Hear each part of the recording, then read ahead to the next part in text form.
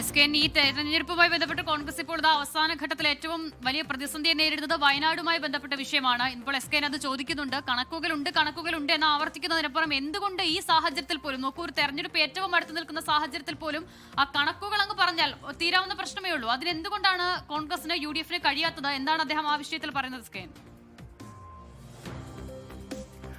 സിത, അദ്ദേഹത്തിൻ്റെ ഒരു നിലപാടെന്ന് പറഞ്ഞാൽ ഇത് ബാങ്കിൽ കിടക്കുന്ന പണമാണ്. മാത്രം അദ്ദേഹം പറയുന്നത് കുറേ മാസങ്ങളോളം ഗവൺമെൻറ് ഭൂമി വിട്ടുകൊടുക്കുമെന്ന രീതിയിൽ അവർ നടക്കുകയായിരുന്നു.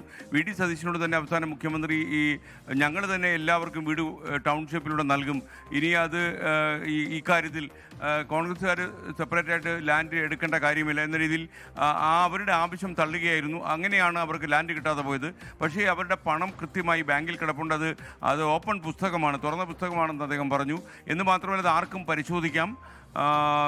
ഒരു 6 മാസത്തിനകം ഈ കെട്ടിടത്തിൻ്റെ എല്ലാ പണിയും, വീടിൻ്റെ പണികളെല്ലാം നിർമ്മിച്ച് നൽകുമെന്ന് വളരെ അദ്ദേഹം അർത്ഥശങ്കയ്ക്കിടയില്ലാത്ത വിധം പറയുന്നുണ്ടായിരുന്നു. മാത്രമല്ല, ഇതിനകത്ത് ഇത് തെരഞ്ഞെടുപ്പ് കാലത്ത് ഒരു ആരോപണ വിഷയമാക്കേണ്ട കാര്യം പോലും ഇല്ലായിരുന്നു എന്നാണ് അദ്ദേഹം പറയുന്നത്. നമ്മൾ തെരഞ്ഞെടുപ്പിൽ ജയിക്കാൻ വേണ്ടി മുണ്ടക്കൈ ചൂരൻ വരെ ഉപയോഗിക്കേണ്ട ആവശ്യം എന്താണ്?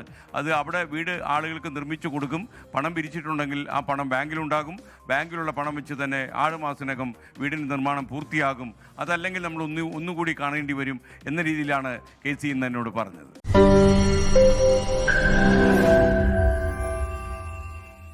ലോകത്തെവിടെയായാലും ഏത് സമയത്തും 24 വാർത്തകളും ഓഗ്മെന്റഡ് റിയാലിറ്റി പാക്കേജുകളും എക്സ്പ്ലെയിനറുകളും വിശദമായി കാണാൻ ഞങ്ങളുടെ YouTube ചാനൽ നിങ്ങൾക്ക് സബ്സ്ക്രൈബ് ചെയ്യാം.